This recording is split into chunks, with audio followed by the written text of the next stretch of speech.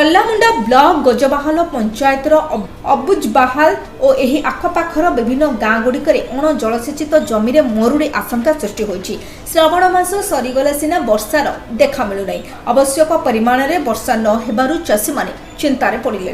अण जलसेचित जमी गुड़िक टोपाई पानी नथिबारु जमी फाटी आ करिछि। वर्षा अभाव अनेकांश जमी में पल्ला रुआ कार्य आरंभ होए नै। तेणु चलित वर्ष कल्लामुंडा ब्लॉक अंचल में वर्षा अभाव देखा देछि।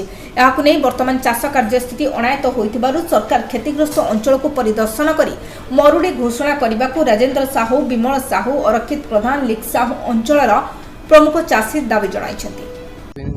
योजना मात्र आम सफल पौनु सेटा चाषी मन कर लगे किछु उपकार होबार नहीं किछु नहीं आरु आम केबे भी सफलता पौनु एबे किछु नहीं। चाषी मने ई समय रे आत्मा होती देवाटा और किछु चाँच नहीं ना सरकार वाले किछु किए सुनबार नहीं कृषि विभाग किए भी देखी आसबार नहीं कि किछु नहीं कहा के कहले भी सुनबार नहीं।